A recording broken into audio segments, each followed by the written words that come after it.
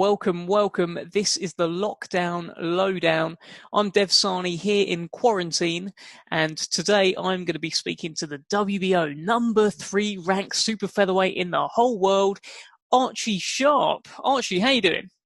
Lovely, thanks, Dev. How are you? I'm good. Just looking at you, mate. The Barnet's come on a bit, hasn't it? Oh, mate, listen, it's terrible, mate. Honestly, look, it's terrible. How My mum's a hairdresser as well, and she won't let me go anywhere near the house. No way. Well, I mean, yeah, she's abiding by the government's laws. So well done, Yeah. Mrs. Archie Sharp. How often do you normally get it done, though? Do you know what? I don't even use her. I use my barber, but Yeah. well, you know me. I've had some nutty hairstyles, Yeah, so the perm. I remember. now I'm back on track, having it all done properly. Normally, once every 2 weeks, if that. But it's nutty, mate. Look, it's gone mental. How about you? How are you getting on? I normally get mine done every 10 days.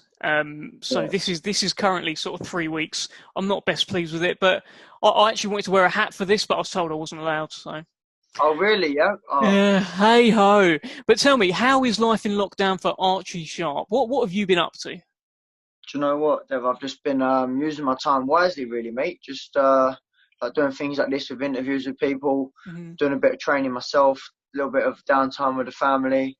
Trying to keep the kids busy. They're just nutty at the minute. So sort of day to day, what would you do? Have you got like a set routine? Like obviously you got the kids. Are you sort of making sure they're being sort of schooled and stuff, or what? How does it work? Yeah, so my youngest is 2, so he's just running around like a nutter. And then, yeah, Yeah. my stepdaughter, she's doing her schoolwork and out online. So she's been doing her bit. I've been getting up at a reasonable time, mate, early, probably about, 8 o'clock normally. Yeah, doing a bit of training in the house, just put a punch bag up. So just been doing bits and bobs, mate. And like I say, using the time wisely, got a load of paperwork, got things to do around the house. So, yeah, and keeping positive, mate. Really using this as using this bad situation and turning it into a positive. Really. Well, I've seen that on your social media. You've been posting things about, stay positive. We're all going to get through this together. And obviously you've got like a mind coach that you use in boxing, Linda Keane. Has she been Yeah. giving you any kind of special programs, a quarantine, stay kind of sane program? Yeah. So obviously I've been talking to Linda all the time anyway, and we are going to be doing something that's going to together over the social media within the next couple of days. So we're going to get that out just to basically try and help people to stay positive and turn this situation into a positive situation, like I said. Because the thing is, for us fighters, when camp's back and going properly, it's not going to be so much indoors with the family. So I've got to try and use this time now as much as possible, because when it comes to obviously camp, as you know, it's busy. Training 3 times a day. It's just going to be full on. So I've got to use this as well as possible. So how are you keeping such a positive mindset, knowing that it doesn't seem to be an end in sight to this, but I'm seeing you on social media all the time. Keep positive, keep positive. You're always on your Instagram, you're on TikTok and all sorts, and you just always seem to have a smile on your face at the moment. How are you doing that? What's the secret? Well, because the thing is, me and Linda I've been using Linda. Me and Linda have been working together now since before I turned pro, and I've been training my mind for years every day about being positive and looking at the good things out of everything you can. Do you know what I mean? And if I can sit here and because I am an active person, I need to be doing something all the time. So I could easily wake up in the morning and sit here going, oh, do you know what I mean? I've got to stay in. I can't do this. Can't go out. And then straight away I'm in a down mood all day. Do you know what I mean? So I'd rather not do that. I get up, think, right, I'm going to get this done, set myself a few things to do, and yeah, just get on with it and crack on. And like I say, it isn't a great situation. I just got to make sure the kids don't get it. Yeah. So they're staying in, I'm staying in. Well, I've been going out little bits doing, like if I need to help anyone, then I'm active and I'm about like the neighbours and whatever else. But other than that, I've been pugged up myself.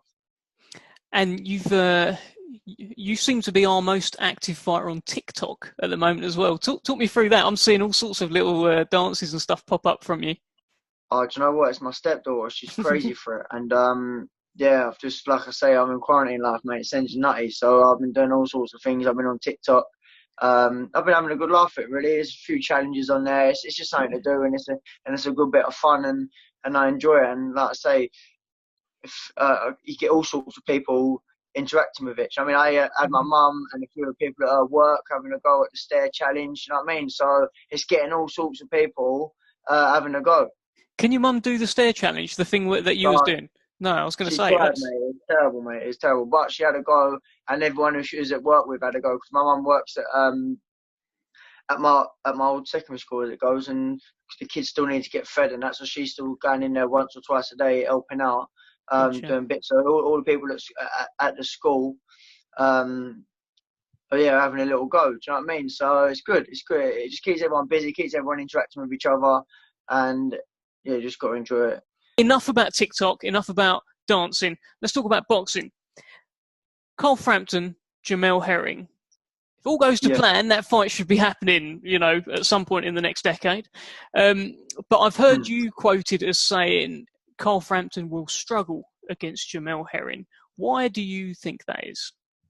Do you know what? Carl Frampton's a great fighter, and so is Jamel. They're both great fighters.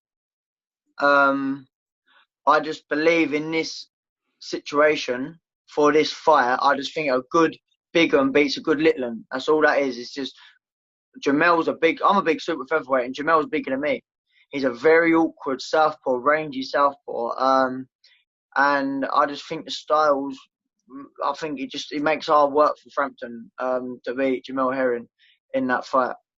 It's a 50-50 fight, really. I'm just literally edging for Jamel just due to the size. That's all it is. They've both got a credible ability. They're both great fighters. They're both great champions. I'm just literally edging to Jamel because of size difference. That's all that is. So that's for the WBO World Super Featherweight title. You are ranked number 3 with the WBO. There's a Namibian called Jeremiah Athiya at number 2, and there's Oscar Valdez at number 1. What do you know about them two fighters? Let's start with Valdez, who I assume you know a bit more about. Yeah, great fighter, Valdez. Very good fighter. I believe he struggled in his last fight. I know he got the win, but I do believe he struggled. And the other fella, the number 2, can't pronounce his name. Don't know much about him. They did offer me this fight for April, which I said, listen, I'll fight the man if you guarantee me a world title shot. But that never happened. So no one can say I'm definitely not ducking and diving any fighters. I'll fight Oscar Valdez. I'll fight the number 2. It's not a problem. Just guarantee me a world title shot, mate. And then the fights are on 100%. Yeah, this Namibian, his nickname is apparently Lowkey. I was looking it up earlier. So it figures, doesn't it? He's got a low-key nickname and a very low-key profile, it looks like. Yeah, and listen, fights like that can be dangerous because, like you say, he's down as low-key, and I believe, off the top of my head, I think he's definitely near 20 fights, and he's stopped. He's probably only been the distance twice or 3 times off the top of my head. So yeah, interesting. One of these dangerous guys. So tell me this, right? If the stars do align, if you end up fighting this Namibian and it ends up being some sort of final eliminator, and you work your way into a position where you are mandatory for Carl Frampton or Jamel Herring, do you expect to get that fight, or do you expect the winner of Frampton Herring to kind of vacate and not fight Archie Sharp? Not necessarily because they're scared, but because maybe they want other fights. Well, the thing is, this is the problem where I'm at the minute. Is I'm a very risky fighter for these fighters, like Frampton, Jamel Herring. They've got a big name, they've got the world title shot. I'm a very risky fighter for them. So, to be honest with you, Dev, I don't really know. I want the fights. I 100% want the fights. I have the fights tomorrow. But will they take the fight? Not because they're scared. I know it's just definitely not because of that. But they're in their 30s now. There's young blood coming through. Do they want to put the risk of losing to a young blood? I don't know, but like I say, I will accept the challenge for the world title, shot, 100%. I'm number 3 in the world now.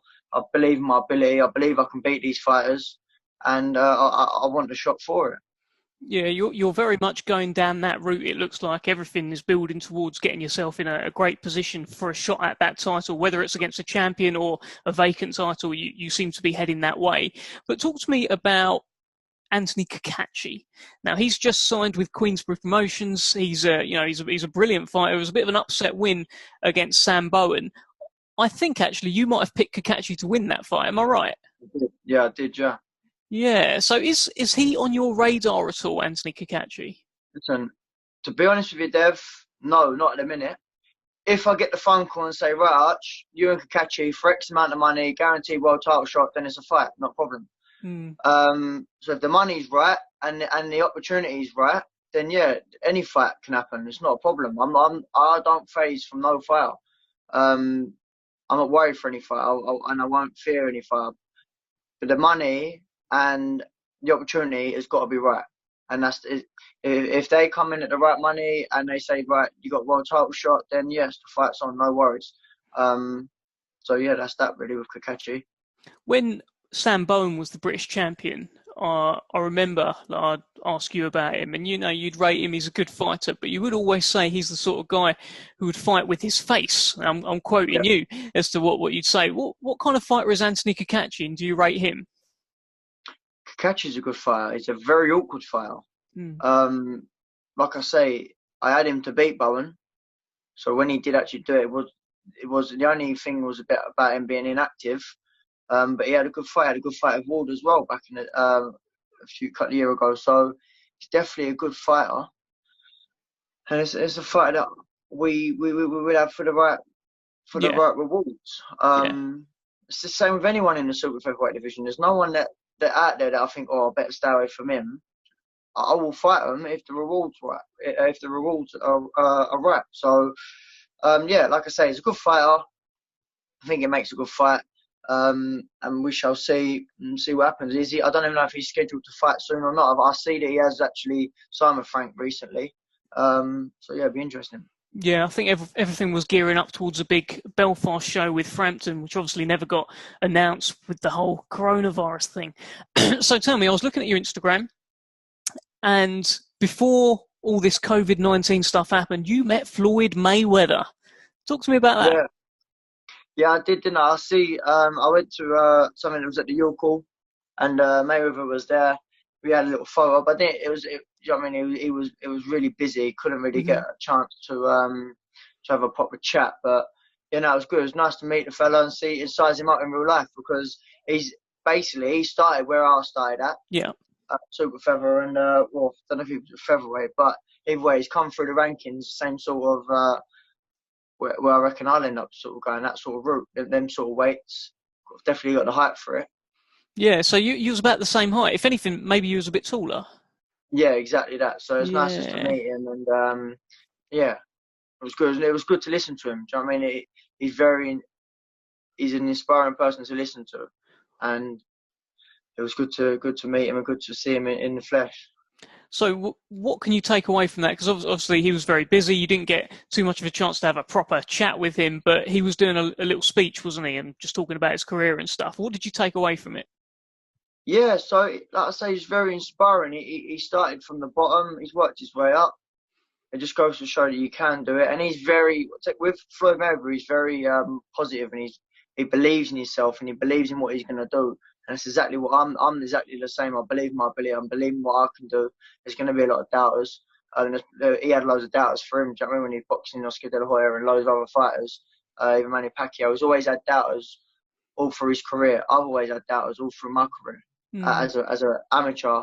And now, as I turn to the pro, people are doubting me. Is Archie ready for the level of Frampton? Is he ready for Jamel Herring? Put it to the test, and I'll show everyone what my level is. I need to be the underdog. Everyone said about Woodstock, Sharp's out of his depth fighting Woodstock, going into his own town, and I scored Woodstock I nearly won every round. Do you know what I mean? And I had him over in the first. So, and that was it a year and a half ago. In that year and a half, I've progressed so much. I've got so much bigger, so much stronger, so much more mature. And yeah, so I need to be put to the test, and I like testing myself, because I like proving everyone wrong. I guess that's it, isn't it? You don't actually. People can't say you're not at that level until you've had the chance. I mean, you are undefeated so far. You got to think Ricky Hatton against Kostya, he was completely undefeated heading up to that fight, and people were like, "Yeah, but this is Kostya. He's the G right now. He's the guy. There's no way Hatton can beat him." But he got the chance and he took it. It feels as though that's what it's going to have to be with you. You're going to be thrown in at the deep end at some point. Yeah, exactly. And then a great champion can adapt, and that's what I believe in myself. I can adapt. I've shown that through fights. Like, for example, boxing Declan Garrity, the first couple of rounds wasn't going my way. I had no southpaw sparring. I entered that fight with a different sort of plan, and I learnt from it.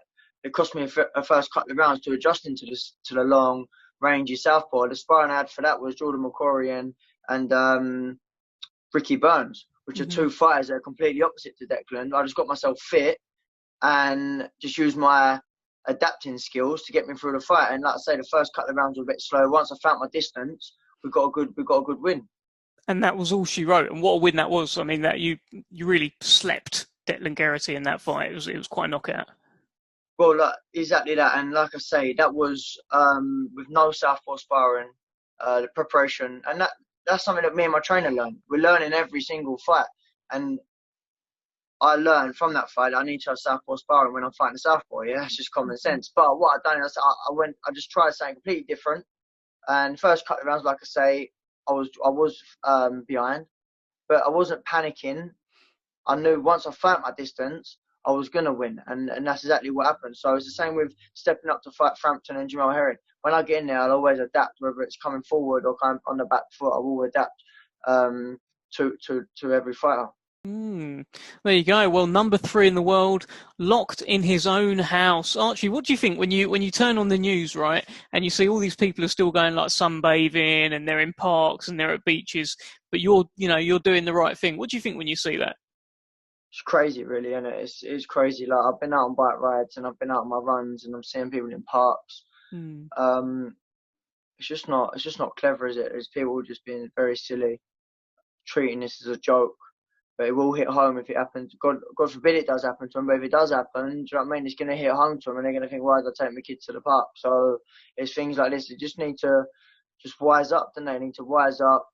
I'm standing, you're standing. Everyone's doing their part. That's what you just got to do. And if you have got to go out, just don't go out into parks. Don't be out where you're going to infect anyone. When you're going out to parks and you're doing silly things, then yeah, I think that's when you're going to jeopardize things. All got to pull together, haven't we? Tell me, when we do come out of lockdown, what's the first thing you're going to do when you're told, Archie, go on, go and enjoy? What are you going to do? Well, I'm going to get back straight in the gym properly, mate. I need to get myself back in the gym. It's what keeps me sane. Keeps me sane a lot. You don't realise how much you miss the gym, really, until we take it from you. So I'll get myself back in the gym. And yeah, I'll get myself ready for a fight. I want to fight again. I ain't fought since December, the 21st of December. So I just want to get back out, get active, get back boxing. Okay, well, any final words to the fans who are following your career and following your Lockdown Lowdown today? Yeah, just keep, like I say, anyone who is struggling out there, keep an eye on my social media, because we are going to be bringing things out very soon to help people. But like I say, just keep being positive.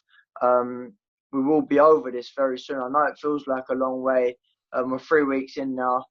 So, yeah, we will get through this. And like I was going to say something, actually, because I've had some good messages from people about saying that they've been struggling and things. So, yeah, just keep active, keep on my social media, and get yourself a routine. That's what you need to do. If you're going to bed at silly o'clock and waking up in the afternoon and not having a routine of doing things, then you're going to find yourself in a bad place. Put yourself in bed at a reasonable time, get up at a reasonable time, set yourself a few things to do in the day, around the house, wherever it is, and just keep yourself positive and keep going. All right. Well, it's all good advice, and advice that I'll be taking, get myself into a routine, doing more of these. Thanks for checking in, and thanks for talking to the Lockdown Lowdown today, Archie. I'm sure I'll speak to you soon, mate. Yeah, lovely. Thank you for having me on, and thanks for your time.